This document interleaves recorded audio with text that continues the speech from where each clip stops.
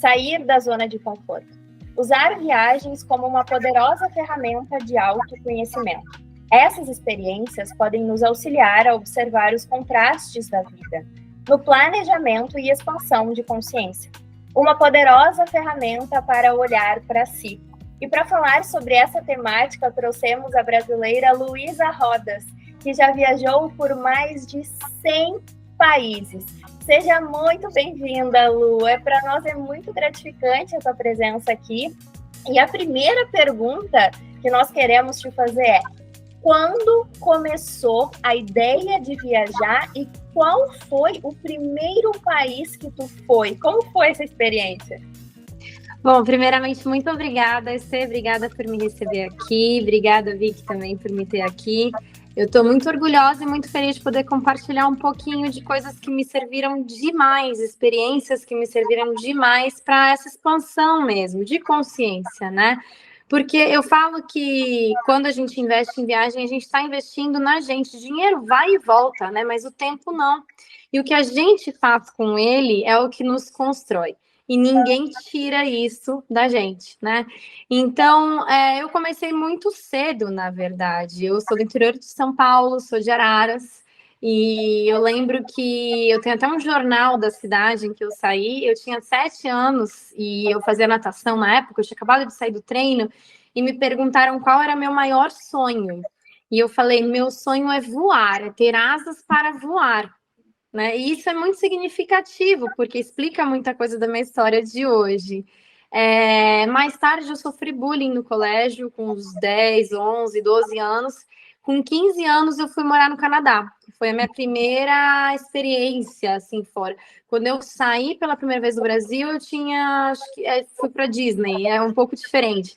Mas para viver mesmo fora, eu tinha 15 para 16. E foi transformador. Foi desde então que eu me lembro que eu entrei naquele avião e a hora que eu cheguei naquele, né, assim, naquela imensidão branca de neve, porque eu cheguei no inverno do Canadá, e você fala, nossa, tem tantos tipos de vida diferentes, tem tantas formas de pensar diferentes e de viver e de agir, né? E mesmo de interagir com outro ser humano, culturas tão fortemente diferentes que eu falei, nossa, eu quero conhecer mais, eu quero me expandir mais. Então foi assim que eu comecei. Nossa, Lu, eu agradeço muito a tua presença aqui. Eu particularmente fico muito feliz, porque eu gosto muito de viajar, então ver mulheres que me inspirem, que justamente descubram o mundo, é uma coisa que me deixa muito feliz, porque eu sei, dentro da minha experiência, o quanto as pessoas às vezes colocam barreiras, né? Nos colocam dúvidas a respeito de viajar, e o quanto, quando a gente faz isso, nos empodera. Então, minha pergunta é muito associada a essa questão do autoconhecimento. O que tu percebe dentro do teu processo? Como que surgiu uma ligação maior com a espiritualidade? Quantas viagens influenciaram isso para ti? Nossa, todas as viagens influenciam para a gente ter uma conexão maior com a gente mesmo, porque quando a gente viaja, a gente se expande e a gente tem acesso a um todo muito maior do que esse microcosmo, que é o que a gente vê no nosso dia a dia. Então, nossos problemas passam a ser menores, a gente começa a relativizar um pouco mais as coisas, entender que pera um pouquinho, gente, eu sou tão julgado aqui, ali, né, porque eu sou assim, assim, assado, mas na verdade eu tenho espaço no mundo, todo mundo tem. Todo mundo está aqui com uma missão, com um propósito, todo mundo está aqui para crescer, para evoluir. Cada um de nós, né, tem um espaço e não é menos ou mais importante do que o outro ser humano do nosso lado, né? Todos somos irmãos de alma nesse aspecto. E quando a gente vê de fora, que a gente vê, nossa, o mundo é tão grande, como é que eu posso dar tanta importância para aquela coisinha que estão falando de mim, ou aquele problema que eu tive no meu trabalho? Tem gente que coloca, a gente se limita demais, né? Tem gente que coloca a vida no trabalho, na família, no outro, no relacionamento. Se eu não tenho mais isso, quem sou eu, né? Não sou ninguém. E não é bem assim. Na verdade, você, dentro de você, já tem o suficiente para simplesmente ser, né? E eu acho que viajando a gente descobre isso, mas assim, viajando sozinha, então a gente descobre ainda mais. Eu amo viajar sozinha, e é uma coisa que as pessoas muitas vezes não entendem, mas eu acho que não tem conexão maior com você mesmo, de autoconhecimento, do que viajar sozinha, porque é uma experiência que você realmente se joga para o mundo, você se relaciona com pessoas, você pergunta as coisas, porque você não tem outra opção, né? E você vai conhecendo pessoas interessantes, você vai interagindo, você vai descobrindo coisas mais locais, culturas mais locais, até porque você está mais atento ao que está ao seu redor, né? Você não está distraído conversando com alguém no trem, você não está distraído com uma pessoa em si, você está lá aberto a tudo que é novo, né? Então foram várias viagens. Eu falo que não tem nenhuma viagem que eu tenha voltado igual ao que eu fui. A gente sempre volta diferente e se expande demais em todas as viagens. Eu tive algumas que foram um pouco mais focadas na espiritualidade, né? Como na Tailândia, Japão, a Ásia é muito forte para mim nesse aspecto. Índia, Nepal, Butão, tem vários países que foram muito ligados à espiritualidade para mim. Ásia, principalmente. É incrível te ouvir falar, porque justamente assim essa percepção do microcosmos que somos nós dentro da imensidão, e a gente consegue enxergar que os territórios, na verdade, eles também estão dentro da nossa própria mente, dessa perspectiva, né? Com certeza. E a minha pergunta para ti é: qual foi a viagem que foi mais marcante para essa evolução de ser humano, que a gente consegue enxergar que tu é um ser humano completo em todos os níveis? Eu, pelo menos, eu consigo sentir, assim, eu começo a me arrepiar te ouvindo falar. Então, eu queria te perguntar, são muitos lugares, né? Foram mais de 100 países, mas qual, na tua opinião, da tua consciência de agora, foi o mais transformador para o ser humano que tu é no aqui e agora? Primeiramente, sei que assim, eu falando com vocês aqui, com vocês duas, eu também me arrepio, tá? E tudo isso que vocês falam é como se a gente falasse a mesma língua. Então, a gente entende que existe uma certa comunicação consciente aqui. Então, tudo que eu estou falando, vocês estão entendendo, e tudo que vocês estão falando, eu estou entendendo. O que acontece é que muitas vezes a gente fala com pessoas que ainda não despertaram. Eu acho que nós somos almas despertas. Somos perfeitas? Claro que não, gente. Pelo contrário, temos um caminho gigante pela frente. Quanto mais despertarmos, mais desafios teremos. E a vida vai colocando desafios. Sejam físicos, mentais, espirituais, aí vem um problema de saúde, vem um problema de família, vem um problema de trabalho, vem um problema material, vem várias situações e desafios. Nós não estamos no controle de nenhuma, né? Mas a diferença é que quando você está desperto que fala, acordado, né? Awakened, você percebe o que está acontecendo e você tem essa noção, você pode até estar agindo de forma que não é bem adequada, mas você já sabe o que é. Então, nós todas estamos, né, nesse processo, né? A viagem que mais me marcou para esse despertar de consciência, digamos assim, foi a da Tailândia, quando eu fiz a Vipassana, que eu fiquei um mês em silêncio, né, 28 dias em silêncio, no norte da Tailândia, foi em 2014. Eu era uma menina, eu tinha 20 e pouquinhos, acho que 23, 24 anos, eu era bem novinha. E eu lembro que eles me deram 3 mudas de roupa branca, né? Era o que eu não tinha celular, eu não tinha jornal, eu não tinha notícia do mundo de fora, eu não tinha nada de maquiagem, nada de bens materiais caríssimos, né? E isso, mas eu vivi tão em paz, eu estava tão bem, eu estava tão feliz, eu estava tão plena, eu estava tão tranquila, que era uma situação em que assim eu pensava, nossa, o que me acontecer aqui, eu estou forte, eu estou bem, eu estou conectada com aquilo que realmente é a essência da vida, que é a nossa alma. Né? Nós vivemos em um mundo cheio de ilusões o tempo todo, que é a beleza, a matéria, o dinheiro, o glamour, os prazeres, né, momentâneos da vida. E a gente vive cheio de distrações, é bebida, é não sei o que, são várias distrações materiais. Naquele momento eu não tinha nada e eu estava muito plena, muito feliz, e eu não precisava de nada. Porque a gente se machuca, né, no dia a dia. Se algo machuca a nossa reputação, nosso ego, nosso dinheiro, se algo... Imagina, a gente perde um relógio muito caro, a gente fica triste, a gente fica abalado, a gente fala, meu Deus, né? Ou se é roubado, sei lá, perde uma casa, perde alguma coisa na rua, alguém rouba seu celular, a gente fica extremamente... A gente se sente invadido, a gente se sente abalado, né? Quando eu fiquei esses 28 dias, eu não tinha nada para ser tirado, eu não tinha nada, né? Assim, eu vivia só com quem eu realmente sou. E nada podia me afetar ou me abalar, até porque não tinha nada para ser tirado. Então você perde um pouco do medo que a gente tem na sociedade, no dia a dia.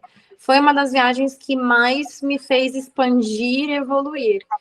E eu tento trazer e resgatar isso todos os dias da minha vida, mesmo no caos do dia a dia.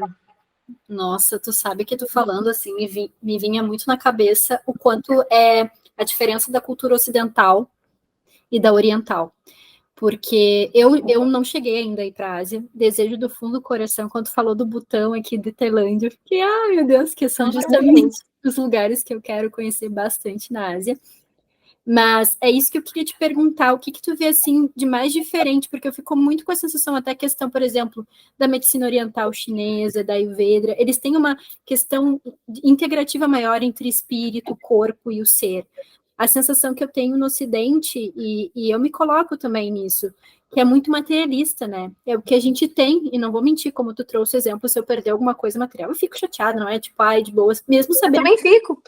Quando eu desencarnar, eu não vou levar nada, né? Uhum. Então, como foi esse impacto para ti de ver essa diferença cultural tão grande? Foi maravilhoso, porque, assim, não dá para a gente dizer que a Ásia toda é muito evoluída, né? É um pouco como aqui, não dá para a gente generalizar. Na verdade, na China, por exemplo, eles são muito ligados a dinheiro, muito, muito, muito ligados a dinheiro. O dinheiro é a religião na China. Então, se você é uma pessoa bem-sucedida, você tem dinheiro, você tem família, você é naturalmente feliz. É até uma coisa meio psicológica, assim, quase um condicionamento mental, sabe? As pessoas, elas não têm, acho que nem existe praticamente depressão, triste. As pessoas, elas acreditam que, eu tenho isso e aquilo, eu já posso ser feliz, I'm a happy person. Mas, de uma forma geral, pelo menos no templo, né, e na minha experiência, assim, espiritual da Ásia, eles têm um passo diferente do que a gente tem aqui no Ocidente, né? Eles têm um pouco mais essa mentalidade de...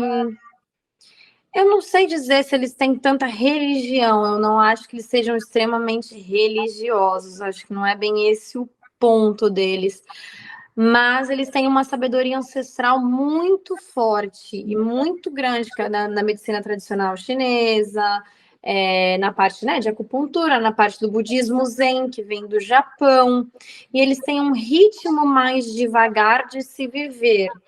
Eu percebo que, assim, quando eu venho para Nova York, que é, né, super capitalista, você se sente devorado, né? O passo é rápido, você naturalmente entra e você anda de forma mais acelerada, você pensa de forma mais acelerada, você fala de forma mais acelerada. Quando você está lá, você tem um monge que é o Haemin Sunim, que é um monge coreano que eu adoro, e ele tem uma frase, ele fala assim, que você é o resultado do meio em que você vive. Né? Então, quando a gente vive num meio de caos, num meio de barulho, num meio de ruído, num meio acelerado, você naturalmente entra nesse mesmo ritmo. Quando você vive num ambiente de paz, de clareza, de luz, de tranquilidade, você naturalmente entra nesse mesmo ritmo, né? Então, eu sinto muito isso na Ásia. O Butão é um país bastante fechado, por exemplo. O Butão eu falo que é uma bolha, né? Porque é um kingdom, é um reino. É muito difícil de entrar, é um país caro, inclusive. Foi uma das viagens mais caras que eu já fiz, eu fui sozinha. E eu sei muito bem, assim, quanto foi. Foi bem caro. Mas valeu muito a pena. Foi um país em que, assim, você vê que o ritmo é outro. As pessoas não têm maldade. Elas não têm acesso também a muita informação, porque lá não tem muita internet, não tem muita coisa. Mas elas não têm maldade, são pessoas, elas são honestas, elas são boas, não existe roubo, por exemplo, as pessoas não pensam nisso, sabe? E isso é muito interessante, isso foi uma coisa que mais me expandiu a consciência, que é entender que, peraí, gente, não tem certo, errado, bom, ruim, bonito, feio, assim, tem... Eu acredito na bondade universal, né? Que é aquela coisa das frequências e vibrações, mas eu não falo que seja certo, errado, bom, ruim. Eu acho que são frequências diferentes. Tem a frequência do amor, tem a frequência da gratidão, tem a frequência do ódio, tem a frequência da raiva, da vingança, são frequências mais baixas. Mas lá você percebe que tem tantas formas diferentes de se viver que a gente não é tão errado assim, a gente não é tão louco assim, muitas vezes, dentro da nossa da nossa mente, da nossa ideia, né? E a gente deixa de julgar, a gente começa a relativizar um pouco mais as coisas e fala, pera um pouquinho, por que que eu tô certa e a outra pessoa tá errada? Né? Por que que meu modo de vida é o correto e o do outro não é? Eu morei em Paris também, vou muito para lá, né? Mas assim, você vê que a etiqueta de Paris, por exemplo, né? A etiquete que eles têm. Por que que essa é a correta e a da China não é? São formas diferentes de se comportar, de pensar, de caminhar. Não tem muito isso de certo e errado. Então você começa a se expandir, porque você vai aprendendo e acumulando as vivências, e de repente você vai juntando tudo aquilo que te faz sentido. Então, quando me perguntam da minha religião, por exemplo, eu falo, gente, eu aprendi um pouco sobre o muçulmano, aprendi um pouco sobre o judaísmo, aprendi um pouco do budismo, aprendi sobre o espiritismo, concordo muito com as coisas, né, do espiritismo, gosto muito do budismo, mas aprendi com várias coisas da cabala, do judaísmo, do islã, né? Então, a gente vai pegando aquilo que faz sentido para a gente, vai juntando e vai formando as nossas opiniões. Isso é muito legal. Eu acho que a viagem te permite fazer isso. Incrível! Isso me lembra, a tua fala me lembrou muito, na verdade, a nossa experiência física aqui, né? Que seria essa oportunidade de Deus se experimentar através dos diferentes prismas. Então, quando a gente entende que, na verdade, a perspectiva do outro, desde que não fira os princípios universais, ela é uma opinião diferente, a gente consegue estar mais no caminho do meio. E a minha pergunta é relacionada a isso. Com tanta expansão de consciência com viagens, eu sei que tu também meditas. Como tu faz isso nas viagens? E em que momentos geralmente tu medita? E qual é a perspectiva? A meditação, ela é tão intensa quanto uma expansão externa, que seria através desses movimentos físicos?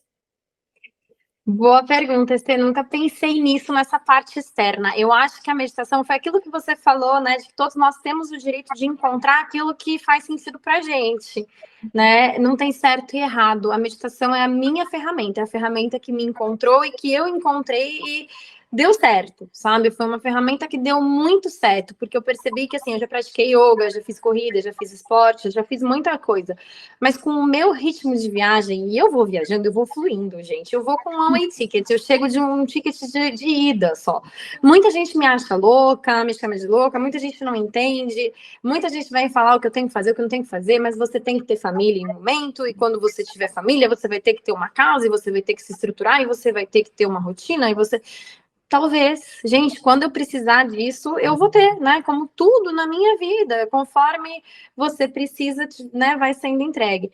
Mas eu acredito muito nisso. Tudo que for necessário para você, Deus irá prover na hora certa e na hora dele, não é na sua.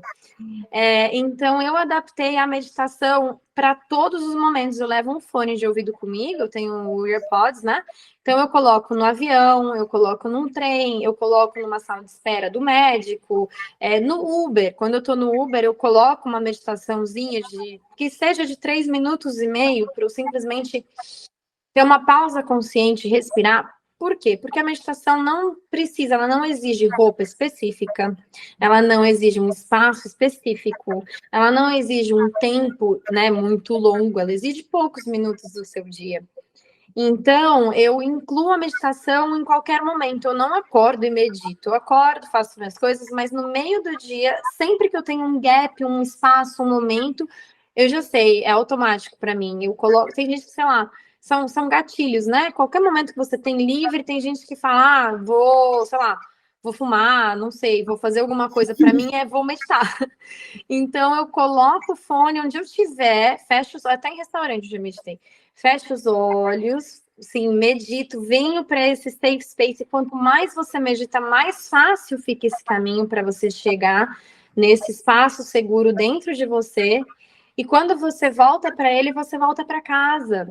Né? É a sua casa dentro de você, não é a casa externa, porque a casa externa é uma ilusão, né? Tudo que é externo é uma ilusão, é o Maia, é o que está fora, não é real, não é eterno, né? Tudo isso é imaginário, é lindo, gente, mas não é real, né? A gente não tem controle nenhum sobre nada disso, nada, nossa conta do banco, o número, o dinheiro, a aparência, a juventude, né, nossa beleza, tudo, nada disso, tudo isso é externo e é ilusão. Mas o que está aqui dentro, quando a gente se conecta com aquilo que é essa, né, essa alma, que é, eu acredito em reencarnação, então é a alma que vai seguir, que é o que vai levar, e a gente se relembra, e todos os dias eu tento me relembrar, tento, tá? Não é que eu me relembre todos os dias, ou que eu consiga todos os dias, porque eu não consigo. Queria conseguir, quem sabe um dia, mas não consigo. Muitas vezes eu não consigo chegar nesse espaço seguro, porque às vezes a minha mente está tão conturbada e tão perturbada com tantas notícias que eu acabo fixando no medo, né? Todos nós, eu não sei se todos nós, mas eu tenho isso, eu acabo ficando presa nesse medo e isso me dá ansiedade e me gera pânico. Eu até gosto de falar sobre isso, porque as pessoas muitas vezes acham que mas a vida que eu mostro no Instagram é perfeita, então as pessoas muitas vezes acham que tudo é perfeito, né?